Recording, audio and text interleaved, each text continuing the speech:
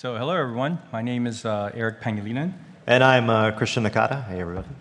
And we're here to talk about our experience with making cinematic environments for Uncharted 4. First, we'll share some basic principles that we use when we design these environments. And then we'll talk about how cinematics were made back in the last generation and how it compares to how it's done now. Then we'll go over a general workflow of what we use at Naughty Dog to create these environments based on an environment artist's perspective. Christian will show two case studies on two related environments, one in the beginning and the other one in the end of the game. Hopefully by the end of this presentation, you can see how we apply these principles to our environment to help tell a better story. In a cinematic, the environment is one of the components that can tell a story. The other component is the character. The character usually gets most of the focus. It gets most of the screen time, the most polygons, the finest shaders, and the best lighting. While the environment, that usually takes a back seat. Like in this slide, the environment is all blurred out and completely in shadow. But that doesn't mean it's not important, nor is it an afterthought. A lot of things need to be considered when making cinematic environments.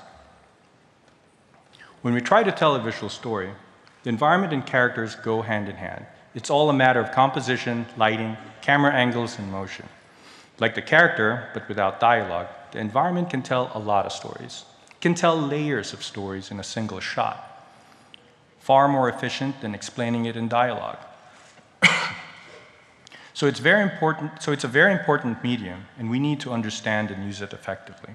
Every prop, graphic design, every polygon and texture that you make has to have a meaning or a function in the screen to help push the story forward. Let's examine some of the cinematics we made for Uncharted 4. In this scene, Nate just got caught red-handed lying to Elena. Nate told her that he was out in a salvaging job in Malaysia. But instead, she finds him in a dingy motel in Madagascar, planning a dangerous treasure hunt with Sully and a man she never met. She is really pissed off. Drake and his gang are in an awkward position, and Drake is trying to talk his way out of it. The camera swings back and forth between the emotional exchange of Elena and Drake. We want to show the contrast between these two shots. We want to show who's getting his ass kicked and who's doing the ass kicking.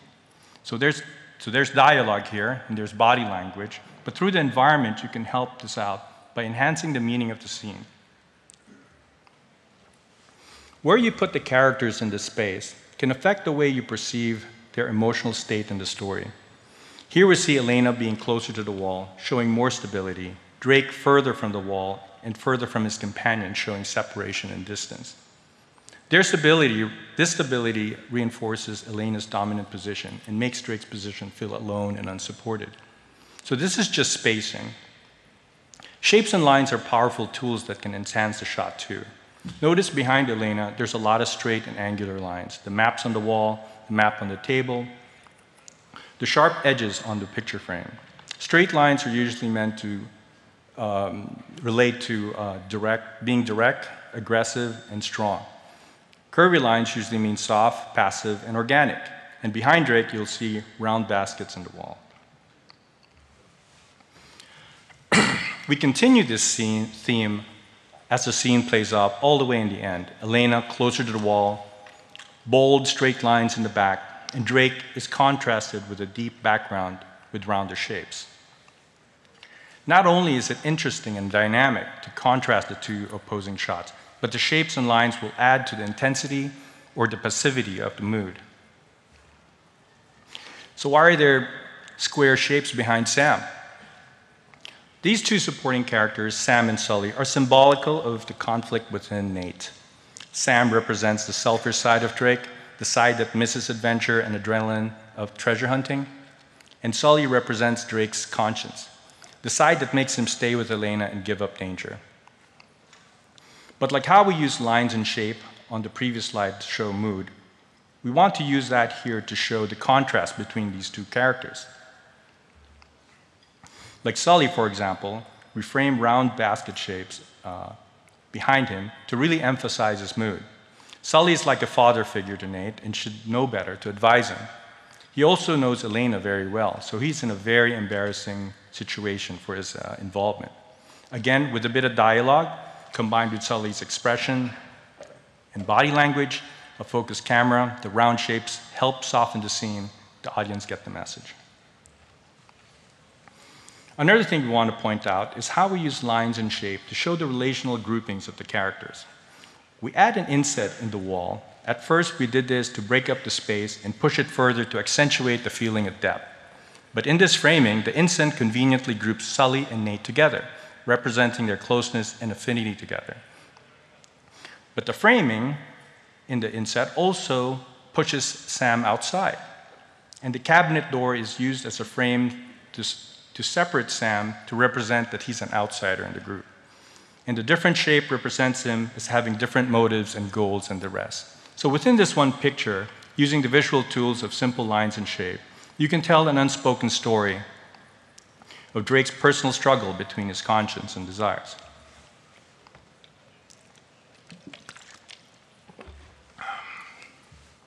So here's another scene. Sam rescues Nate from the orphanage, and they're both barely escape the mansion. Another very emotional night for Nate. Eventually, they ride down to the docks, and Nate is feeling sad and confused. But Sam feels very confident and very optimistic for their future. Here, we want to contrast the two spaces, the docks where Nate and Sam are standing, and the bright city skyline. Symbolically, we want to make the skyline represent their dreams, and the docks represent their abandoned situation, since they're orphans. To emphasize this division, we use the moonlight to light the docks and make it look more desolate, abandoned, and cold. Then use the warmer city lights to make the skylight look more lively, bright, and warm. We use shape to contrast the skyline and the docks. The skyline has a lot of vertical and horizontal lines representing stability, and when you turn around, you'll see the docks is more made up of slanted roofs and awnings that create more angular shapes and shadows and deeper insets. In the beginning of the scene, Nate is still disturbed about what happened. He's not sure about a lot of things, including his brother Sam. Again, we want to show the separation between the two brothers. It's like the previous example, we want to use lines to divide the scene. So, in this picture, the bridge is the element that divides the space. We use a lot of vertical lines in this scene. In this picture, with the lines of the bridge support are used as a barrier between them. They act like barrier between the brothers in other shots as well. For example, the pillars behind Sam represent those barriers. And as you will see Sam trying to walk towards Nate, trying to convince him. Each time Sam walks towards Nate, he's breaking through those barriers. In the final shot, Nate is convinced and Sam offers him his hand. Using lines to contrast values can help represent two characters that are having opposing goals, mood and personalities. Lines and shape and scale all help direct the eye to create a flow in the composition. Earlier, Nate and Sam starts out on the left side of the screen together. Because Nate was bothered by what happened and didn't share Sam's excitement, we want to show a divide between these two brothers. To do this, we had Nate walk away from the frame he shared with Sam and walk to the right side of the screen in his own space. We use motion to use your eye to track Nate to the opposite side of the screen. We use several lines in this shape in the screen to direct your eye to Nate as well. The most obvious lines are the ones that are formed by the bridge. Perspective will attract your eye towards the vanishing point. And other lines, like the elevated freeway in the shoreline, as it ramps down to Nate, and the other invisible one are the buildings that decrease in height towards Nate. In the previous shot, we discussed directing the audience eye. Interestingly, the human eye can only focus on one thing at a time. Even if we have a wide field of view, we can only concentrate our attention to one area of the screen. This is very good for directors because that means you can use visual tools to actually control the order of what the viewer looks at. Similar to the last slide, movement is the first thing the viewer will notice. The second thing the viewer will notice is the brightness and contrast, and that's why Nate and Sully are lit very well and also wearing light-colored shirts, and they're also nicely silhouetted. Scale is the third thing that the viewer will notice. So because Nate and Sully are closer to the camera, we perceive them as bigger. And so we have four things working for us: movement, brightness, contrast, and scale. This is enough to attract the eye of the viewer to start with Nate and Sully, and then move on to Sam and Elena. And for that, we use the vanishing point to lead your eye to them. So these are just some of the principles we use when we construct a scene. There are more, but we'll have to move on, and we'll just call it out as we go. So before Uncharted 4, we pre-rendered all of our cutscenes, and that was a big pain in the butt. Why did we do it? What was the advantage? First, it didn't require a lot of programming resource. It just needs someone to schedule and keep track of all the renders.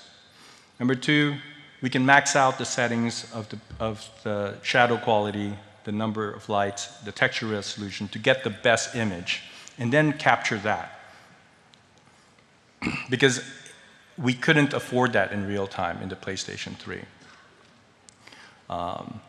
It's also easier to edit a pre-rendered image or a pre-rendered sequence with post-effects and transitions. But pre-rendered pipeline had major drawbacks. The main thing is, like, pre-rendered pipeline, the transitions are not seamless. It's either you're going to hit a black frame or it's going to be very abrupt. Also, the quality between the two scenes are not going to be the same visual quality, because one will have the highest settings and the others will have the lowest. You're also going to get inconsistencies with prop acquisition. For example, if you acquire a rifle in the game and you move into the cinematics, the rifle won't be there. We also had issues with procedural effects like fog and particles, water, because it is procedural. You can't just render a certain number of frames. You have to re-render the whole thing.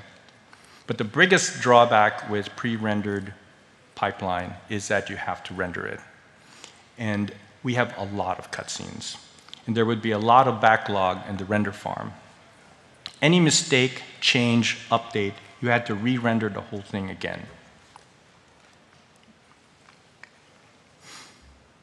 And before you saw an update, it could actually take days, because iteration time was also a big problem.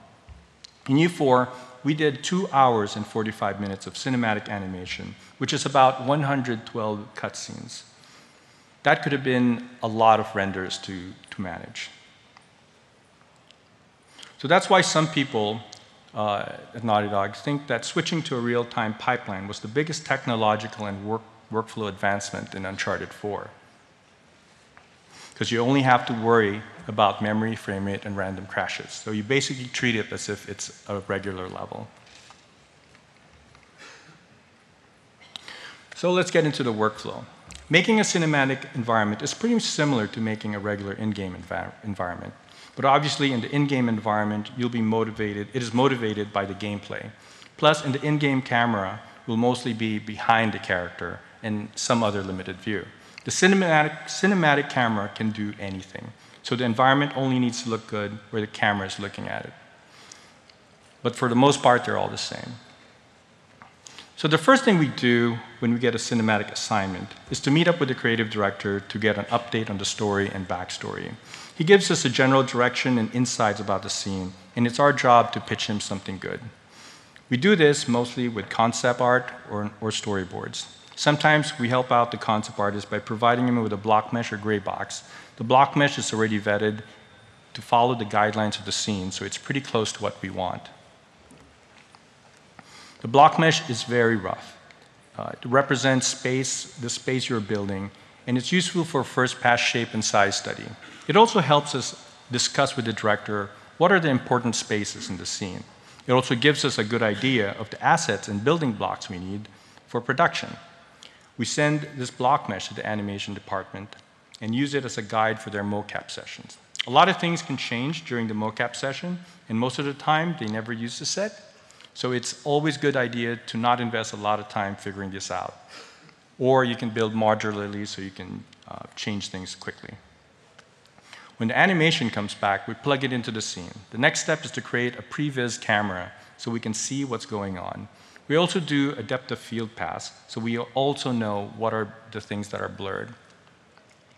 The lead cinematic animator then pitches a camera pass to the director for the entire scene. When this gets approved, we can now watch and determine what are the scenes we actually see. Then we do another pass of concepts, and we do this for an advanced block mesh that have more context to the camera angle. We apply the visual principles of composition we discussed earlier to the block mesh, using the shapes and the lines, leading the eye, dividing the space, applying contrast and affinity throughout the layout and space. But this is the point where you can do your visual problem solving and work stuff out with the lead camera guy so you can help compose the better shot. Since we know the camera angles, we can start doing some lighting.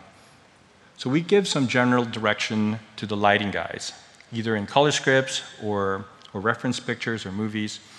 And we start out with a generic sky, and then later on we replace it with something more custom to the scene. After the initial lighting pass, we sometimes do a lighting key and fine-tune the lightings for the characters. At Naughty Dog, we have a cinematic lighting team that's separate from the in-game lighting team. So you'll have to watch out for lighting transitions and make sure that it matches between the two.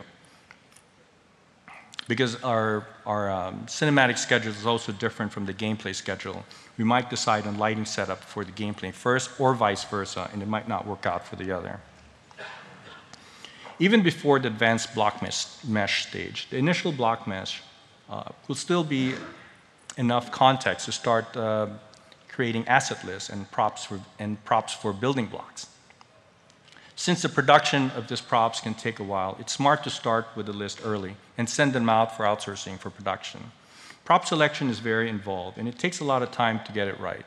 And you can't just put anything there. Everything has to be in context to the scene, the story, and the character. And it has to be functional as well as aesthetically pleasing. Then, about a month or two, we continue integrating assets from outsourcing. Some of these props end up going to the technical team, and they make physics objects out of them, like the bumpables and moving electrical wires, banners flapping, all that kind of stuff. The sound and special effects, like rain, fog, lens flare, also comes in at this point. And we do weekly reviews to polish and optimizing until it's done. There you go. So I'm going to pass this on to Christian, and this is the part of the talk we're going to highlight those two environments that are involved. And what's basically the difference between this and other levels, other than nobody shooting at you, is that all is designed to explore and discover the story as it unfolds one cinematic piece at a time. To enjoy. Hey, so now we're going to take a look at two different environments, the townhome and the beach house. In both these cases, we build an actual level with gameplay around a few specific cutscenes. Both of these levels were meant to reflect the place that our main character is in his life. And the idea is that through environmental storytelling, we're trying to underline the character growth of Nathan Drake in Uncharted. So at this point in the townhome, Nate is seemingly trapped in a normal life. He works a basic job to earn a living. He isn't rich, but he's doing okay. So by the time we reach the beach house scene, we want to emphasize how much his life has changed and become much more of what he and Elena want. So it's easy to point out that one takes place in an older suburb of New Orleans and one takes place on a dream house on the beach.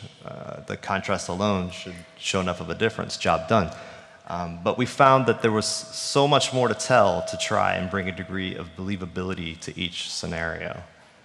So aside from the animation and lighting, from an art standpoint, to fully tell the story here involved a purposeful use of color, graphic design, specific environment storytelling, and a bit of chaos to make a plausible space.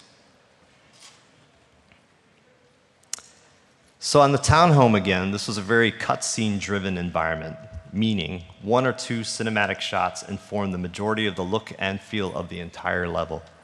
It turns out to be the cinematic that involves Nate and Elena having conversation over dinner that's the one that drove most of this one.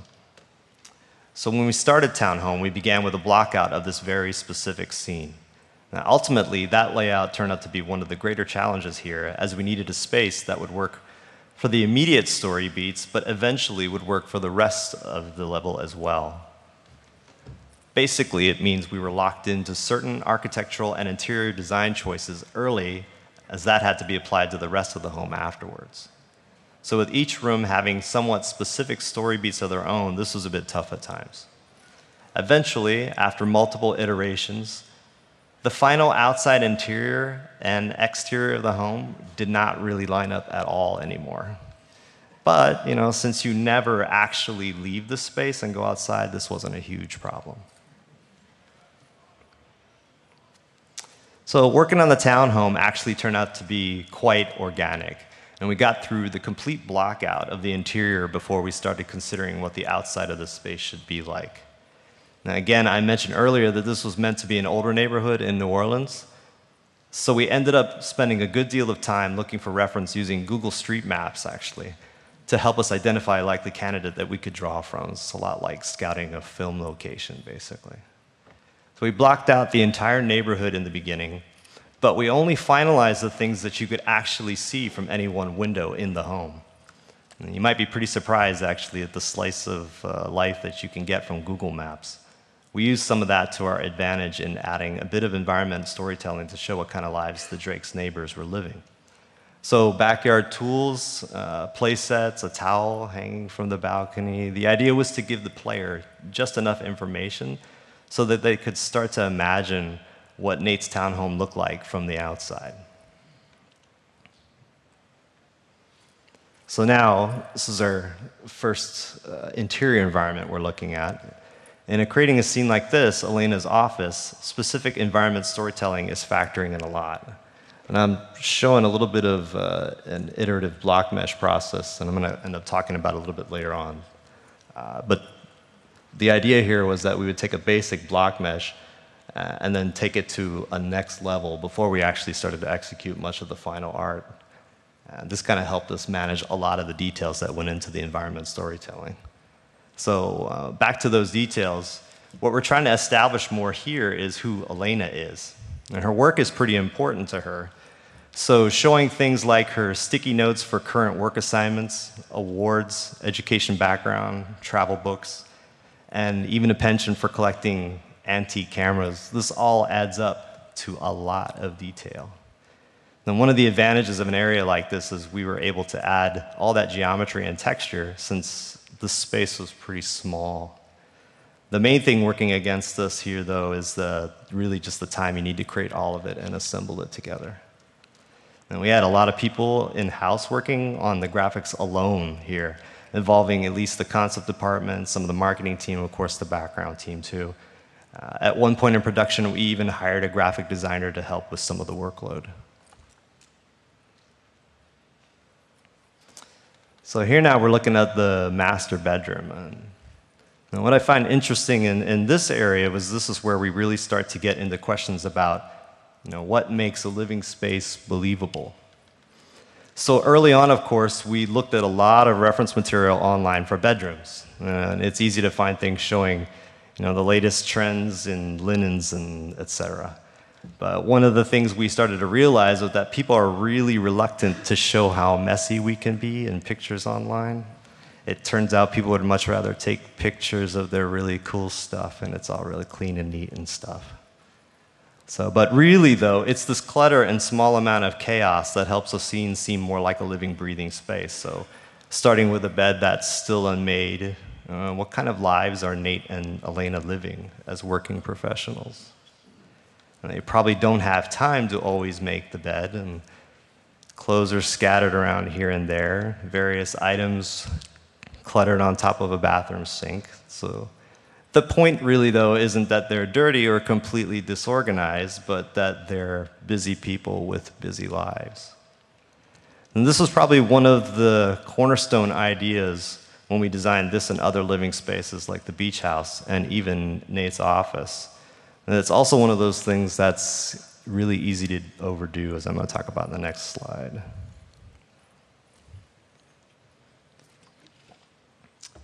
So that leads us to this space. This is the kitchen. Now, one of the areas we went a bit too far with the chaos, and that definitely had to rein this back in. So at one point, the area was starting to look like a kitchen nightmare. At the time, it seemed more realistic that when someone cooks in the kitchen, right, they leave a mess behind. At least I tend to do that anyway when I cook. So there really comes a point, though, when too much clutter or mess can become distracting. And here the idea was just to make a believable space, not how messy the kitchen can get when someone decides to prepare food. So we wanted the attention to stay focused on the right things about Nate and Elena, especially in regards to the story beats here. Another thing I found interesting I'm going to point out here is it's just the unique opportunity we have for certain type of environmental storytelling. So the fact that there would be another kitchen later in the game that we would be able to contrast with too led to some interesting opportunities. So one of which came up with the fridge. Not only did we come up with the idea for using the front of the fridge for literal storytelling by using sticky notes, but I think you can often discover a lot about someone from the foods that they like to eat. So all the items inside the fridge were designed with the idea that, again, as busy people, Nate and Elena ate a lot of convenience foods, takeout boxes, prepared foods, sodas, and more snack items. Again, busy folks with busy lives. Later on, this will come up when you get to go through Drake's kitchen at a much different stage in their growth as people. So far we've gone through a good deal of the Drake's townhome and haven't really talked much about the area you start out in, the attic. This is Nathan Drake's sanctuary, or man cave. So this is where we get to relive many of Nate's past adventures and real interests. So we had the benefit of starting with concept on this one. We only had the additional challenge of teasing out all the details from within that image, like the Malaysia job, for instance, that you start off the scene with, that actually had real maps, notes, and images that were all created from real historical research and had an actual mini-story to it. Speaking of details, we got a pretty good idea of what that composition looks like from this side of the attic, but what about the other side? What about all those small artifacts that we had to create? This was a pretty packed space with some actual gameplay, so we needed to be careful about making too many assets or not enough to fill the area out properly. So we came up with this way of working more iteratively, and I kind of talked about that a little bit earlier with Elena's office. So we ended up, after we got the concept, we move into a basic traditional block mesh to work out both the cutscene and the gameplay. But then we did an additional, more detailed block mesh that indicated placement, color, and composition on a much smaller scale. So props placed on shelves, for instance, would get this treatment. That way we knew as much as possible earlier on what was needed in a space, and we tried as much as possible to only create those items. That gave us much more time to work on some of those items that people tend to take for granted, the mundane stuff, like, for instance, cardboard boxes. Yes, cardboard boxes. We took the time to craft some very detailed boxes. We cared about why they were crumpled and where, and this took weeks. But in the end, it's funny because at a glance it's just a box, but it actually ended up being one of the most reused assets in the entire game. So fast forward to the end of the game, the beach house. Now, we wanted to show that the Drakes were doing well and living the life that they always wanted. The character arc here is mostly complete, and now we're just highlighting that result. So in stark contrast to the townhome, this space was meant to be more airy and vibrant. And we also started with a more generous and forgiving block mesh. Forgiving in the sense that the story beats gave us a bit more flexibility in designing the space. And 2 cutscenes helped dictate the flow of the layout this time. This was the Cassie video game sequence and the locked armoire scene. In retrospect, it seemed like an easy idea to art up. The Drakes are successful, so sure, a beach house. No problem, right? But in reality, though, we felt that we had to justify as much of the Drakes' new lifestyle as we could to make this seem as realistic as possible. We had to ask ourselves, how would Nate and Elena choose to live? What kind of environment would they surround themselves in? So we ended up sticking to the basic theme in the end of a tropical location and comfortable living, But from there, we did a lot of research into different decor between Spanish colonial, craftsman, one with nature concepts, bohemian, and of course, world culture themes factored in as well.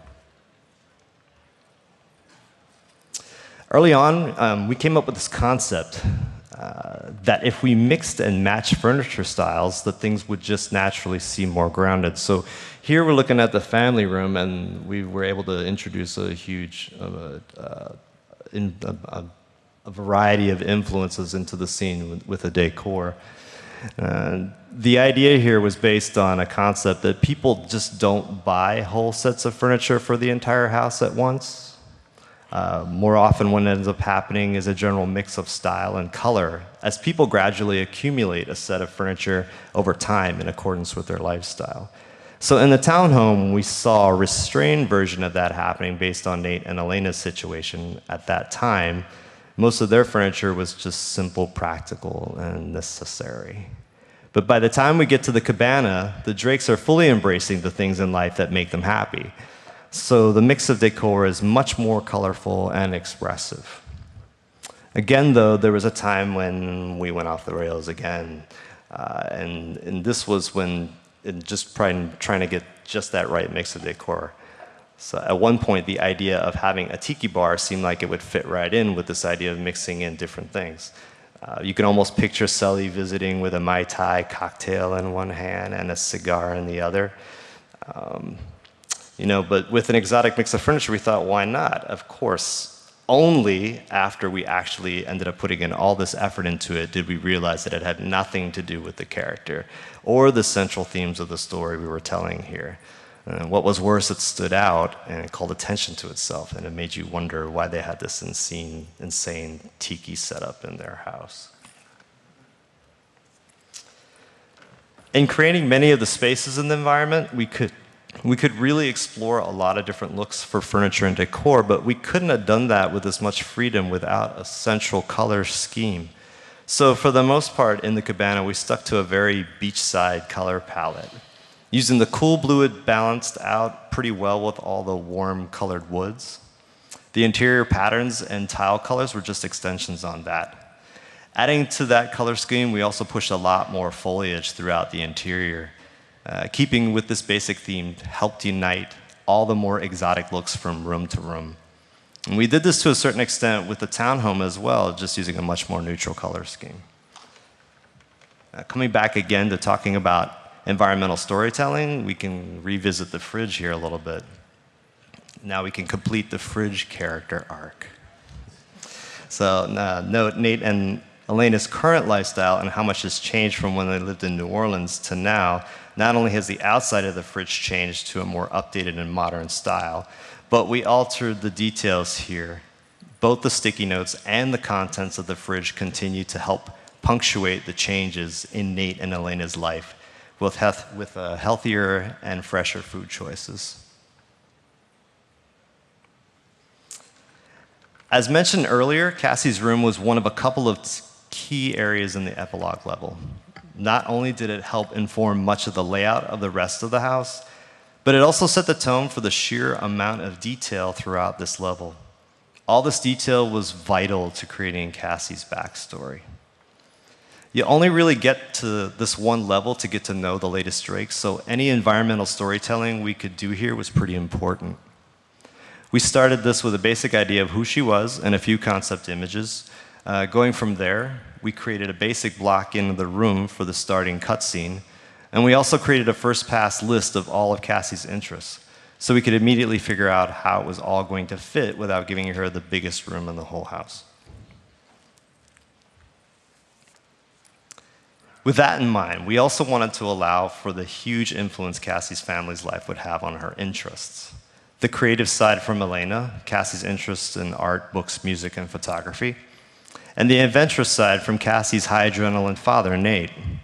So showing all of the rock climbing and surfing imagery in the posters, that all added up to one cohesive personality, we hope, in the end. This meant we needed a lot of elements to help make that believable in one modestly sized space. Now, not only did we have a large amount of environmental storytelling to figure out, but also a less restrained amount of clutter and chaos.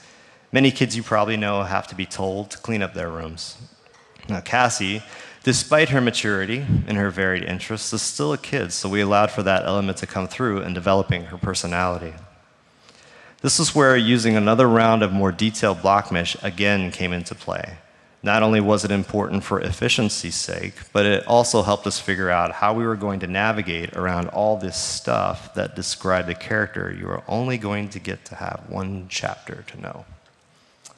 So having color and even an indication of that final graphic design on that block mesh was also very helpful for the final result.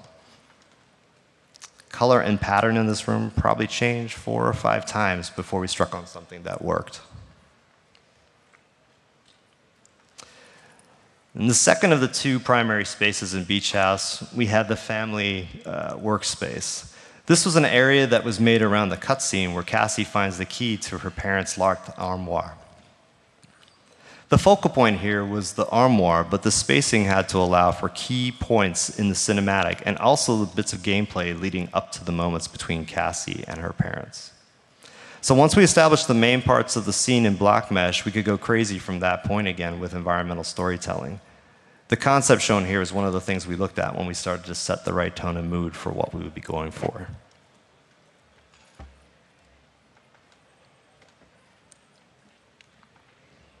So Workshed was what we ended up calling this space. It was meant to give enough of a backstory about what Nate and Elena have been up to over the years in crafting a successful business out of their love of adventure and exploration. And we ended up combining the features from many different types of work studios to get the final result. So this is part photography studio, part printmaker studio, part study library, add in a bit of museum, antique store, warehouse, and then let's tack on a small mudroom just to keep some equipment on hand. On top of all that, it still needed to feel homey. So we used a lot of the warm woods and red tones from the rugs along with the lighting to maintain a sense of comfort throughout the area. Again, like Cassie's room, the area required a lot of asset creation to provide environmental storytelling. This is probably one of the most exacting areas in the level with regards to specific storytelling. So most every newspaper article, map, or magazine picture had to stand on its own merits. We really tried to repeat things as little as possible throughout Epilogue, despite the large volume of detailed assets. The armoire itself is most likely the densest area between both the townhome and the beach house. We were able to get concept help with that area, and it still required the 2 stages of block mesh to get everything working well enough. Another particular challenge involving the workshed was in creating the newspaper and magazine wall. Now, deceptively simple, this wall required a block-in all on its own. We had to get that to scale with basic color, layout, and even content to a mild extent before executing the finish. Again, this was to help minimize the effort that would be needed to get what we needed for this location. So combining this with all the images in Cassie's room, between the posters, the prints, and the postcards, there were a lot of unique images that we had to make. Getting to the composite 2D images you see here required the assistance of many different departments. We were able to reuse some of the images from other situations, but for the most part, everything here had to be unique to just this section of the game. So a little bit about our process for doing that. So first we had to determine the amount of space we needed, and to do that we had to put in the basic block, and like I mentioned, we had a rough layout, and then we got some basic idea of content. Then we asked our animation team to do the poses with the characters that we needed in the photo, along with an occasional proper backdrop. Then on to lighting. After that, the images got a final pass from the concept team if it needed more details. And then we actually had one more stop with the graphic designer to add the final touches and put things together into a more polished layout with type and logo treatment if necessary. Now, occasionally we got lucky and were able to reuse a piece of concept that just fit the look and vibe for what we were going for, but this seemed to be really rare and didn't happen nearly as often as I would have liked. So it wasn't just enough to give the impression of what the Drakes were all about in Epilogue. We also literally wanted to show some of that work in action. So initially, this was pitched as a more creative work area for Cassie. We had an easel set up with paintbrushes and all that. But again, this didn't help the story here as much as we wanted. So we came up with a better idea where we could show more day-to-day operations through an actual ongoing job. A bit more elaborate storytelling here to help further flesh out the adventure work-for-hire story beats. And this had to go through several iterations, initial block-in outlining the space, then we did a lot of refinement as we went along until we arrived at the point that you see here. This is one of the few areas between the townhome and the beach home where we used a good portion of the space to just tell one story. When we started the process, we thought that just using the one work table would be enough, but eventually it became apparent that we were going to need a lot more detail to really sell this concept. So ultimately, this seemed to need at least 3 times as much content as what we initially thought. The Mayan ruins job here is just one part of many elements that helped us tell the story in Cabana. In conclusion, a great deal of story, though, was told by many environmental details like this across the game. Successfully using those details to our best advantage all came down to how we managed them. So to wrap this up, I just want to bring it back to the beginning where we show the importance of using environment as part of the storytelling. Whether it's a small prop or lines on the wall, nothing should really be random. Everything should have a meaning and a reason to be there. So knowing your visual tools and principles, it'll help you communicate better and identify opportunities to enhance the story that you're telling. Thank you.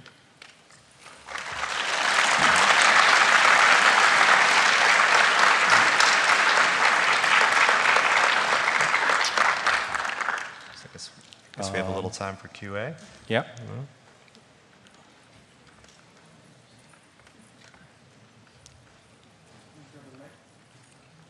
Oh, I think, I'm sorry. I think you're supposed to go to the mic. Yeah. So that people, sorry. No. You want to go first?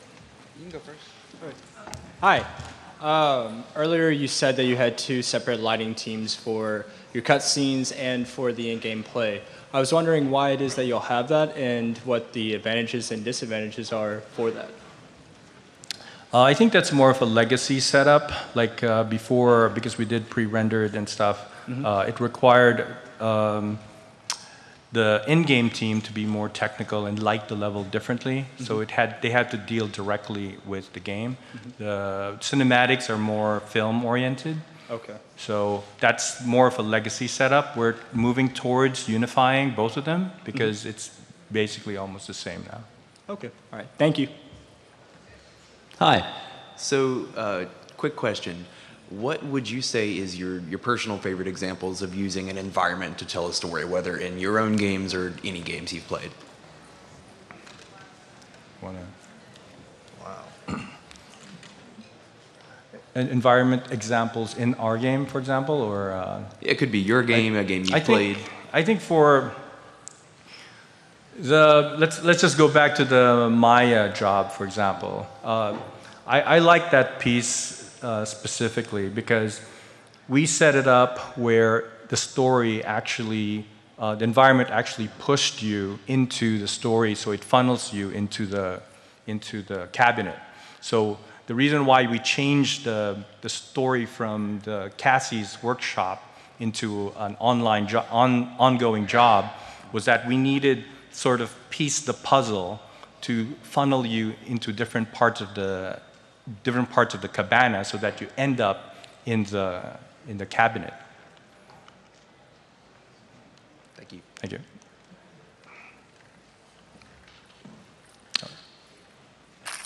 Hi, thanks for coming today. What's some of the language like working with prop designers for like having a unified theme so that it fit each room, mood or message? I'm not sure what you mean exactly. So you mean how do we figure out like which props to use? Yeah. Almost like being an interior designer, right? Right. A lot of it have to do with like the story and putting yourself on the shoes of Elena or Drake and trying to sort of personify what they would do. The rest of it is like just curating, balancing the colors and style. So yeah, and that's really where the iterative block mesh really kind of helps out, because it gives you context for those things. So I mean, you can kind of just create a list like we talked about earlier with Cassie's room. You start thinking of things that might work for that personality, but you don't ultimately know how well those things are all going to work until you actually start putting them together. A lot of times you put in your personal taste in there, but then you're forgetting that this is not your taste, this is Cassie's taste or Elena's taste, and that's something that you always have to take away from yourself and like consult, let's say, other directors to make sure that the story and the feel, because a lot of people, that's the biggest problem we ran into, is that everyone has an idea of who Drake and Elena is, what do they eat, what clothes they wear. So all of us have to sort of agree and argue, like, nah, she's not gonna shop there, that's too cheap or something, or Drake's not gonna get there, that's too lame for him. He likes like this brand better. So a lot of that happened during selection of like toothbrush and toothpaste, like, oh, they're all organic, they have to go all organic and stuff like that. So it's like back and forth of like just trying to figure out who these characters are. And that's what made Uncharted 4 kind of unique, because in the previous games, they were just like shooting and blowing things up. But this time, you really had to go to their house and figure out who these people are. And that was probably one of the interesting things in making all of these environments, is that we had to figure out like who are these characters we've been working on. Unfortunately, it's the last game we're making, so it's like, oh well. Thank you. Hi, I find the amazing amount of thought and detail that goes into your storytelling very inspiring, so congratulations, first of all. Thank you. I'll watch big budget movies, era movies, and the costumes sometimes look like they freshly came out of the costume department or wherever they make them. Cars are polished, don't have any dents.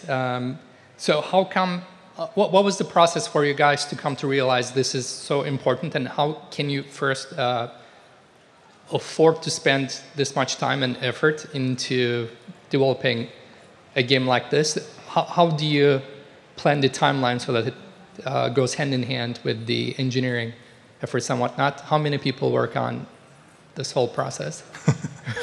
It's like 50 questions Yes. in one. Okay. That's a lot of stuff. How did we determine scope? Is that like the basic question of it all?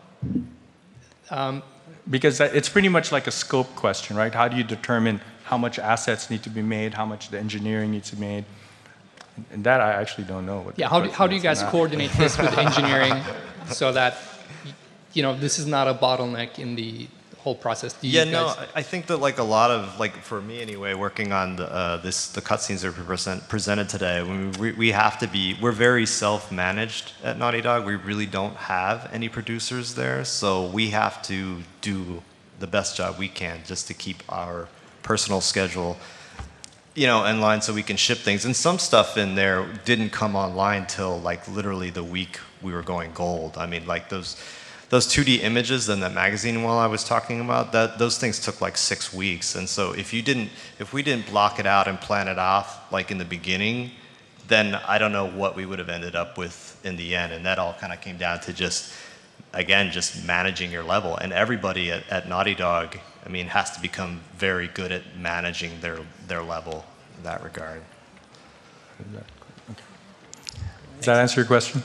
Sort of? Okay. I have just two aspects to my two questions. The first is, with the sheer magnitude of assets that you guys create, are you able to reutilize any of them from, say, Uncharted 4 in the next Last of Us? Is there any kind of recycling that you can do? Oh yeah, definitely. We always plan on like assets that we can recycle over and like either change the color or a little bit of style. Most of the time, most of the assets came from previous games, and what happened was, because it's PlayStation 3, we sort of had to next gen it. So a lot of our assets are being moved forward and just like updated. And brilliant segue, because I haven't experienced the Uncharted update release of the Nathan Drake collection on PS4.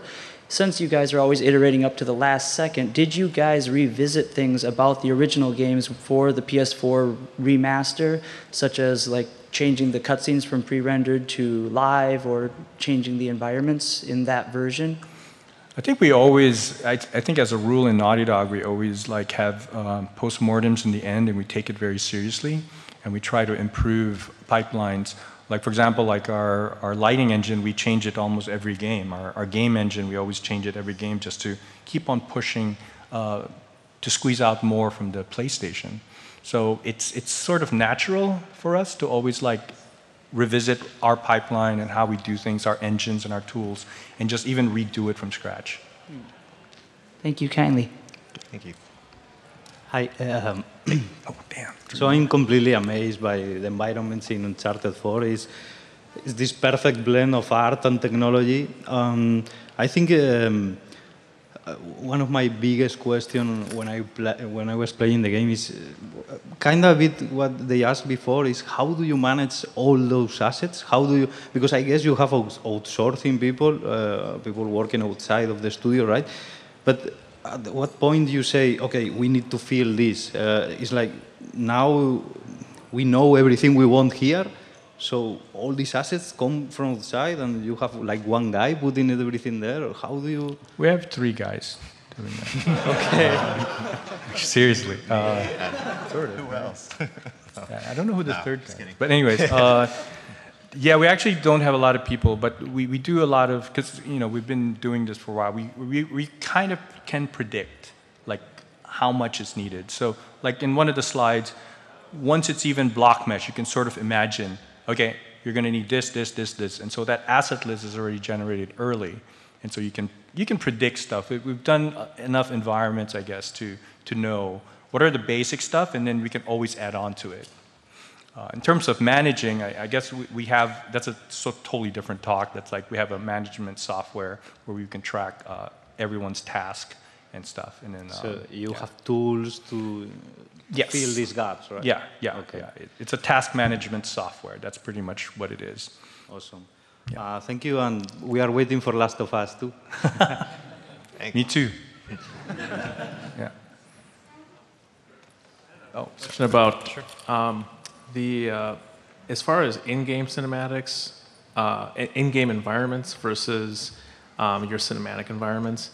How did you come to balance out the footprint of the space? Because a lot of times, like, you know, if it's in-game, you have to consider player movement, and visual clutter and stuff all over the place definitely interferes with that, as you mentioned. Mm-hmm. So, like, did it matter that, I mean, is there a difference between the size of the in-game spaces and the cinematic spaces? If you load it up, you'll notice the environments are usually 25% bigger. And the spacing, we figure that out because the player has like a sphere for basically its collision, and you can test it out to see if he can go through spaces. So normally we would leave some space in the pathways to make sure the player won't snag or get caught in the collision. But if you notice, if you open the file, everything is scaled 25% bigger, and that has something to do as well with the camera. Okay, thanks. Hi, thanks for the talk. I would like to ask you guys about your pipelines. In specific, how do you guys, the art team, connect with the design team? Like, you showed us the blockout of the hotel environment, and then you said that, I mean, the first question basically is, are those blockouts made by designer or the artist? It depends. On cinematics, the artist makes the blockout. And in design, in the in-game one, it's the designer who makes the blockout. So there's 2 kinds of blockouts too. It's like the design blockout, which is very primitive and only figures out game design. Some designers are artists too, so they can elevate that. But what we do is we take an additional step for the artist to go over that block mesh and art it up more, where they're considering sizing and visuals and aesthetics for it. So there's different levels of blocking out, and different people are better at doing it, yeah. Okay, and the second part about concept art, because you said you got the blockout sometimes overpainted by artists, but you also use concept art as, I don't know, inspiration for the setting, how you can sell the setting, like you can sell the lighting. So like, how do you approach concept art, basically? So concept art, there's 2 kinds, or there's multiple kinds. One is like a previs where they have no block out. They just have a general idea from the creative director of what he wants to see. It's like more of like a mood board. And then after that, you move into the production concept art, which is more of you already have a gameplay and block mesh, and then you give it to him to just flesh out the details and the look. And then you also have, which is like lighting keys, which is more focused on the relationship between the environment and the characters and how the lighting affects both. Okay, thank you so much, guys. Thank you. Hi. First off, thank you very much for coming out. My question was mostly about how you maintain cohesion within your environments. So you say that you're very self-managed. Is there some tricks that either you personally have or you as a team use to keep that very strict cohesion? Cohesion in visual cohesion, like keeping the game. Well, yeah, with cohesion like within visuals and within like, you know, Nathan and Elena are very organic, like you said. Keeping like the cohesion of the characters and the environment storytelling. Organizationally, I guess we have a lot of meetings and reviews. We review it like almost every week or twice a week, and that's pretty much how we maintain the look. And then we spot things that throw us off, and then we say, you know, that's not Drake. That Drake wouldn't do that or whatever. And so, yeah, we keep an eye on that a lot, and I guess it's just through meetings that we do. In the beginning, we also defined that in the concept, like in costumes, we look at the different kinds of clothing that each of them wear, and we try to match that with the environment so that it doesn't clash and it makes sense.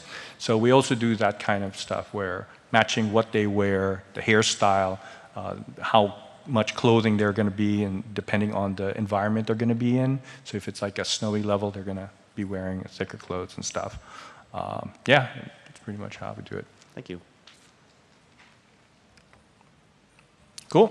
I think we're good. Thank you very much. Hey, thanks, guys.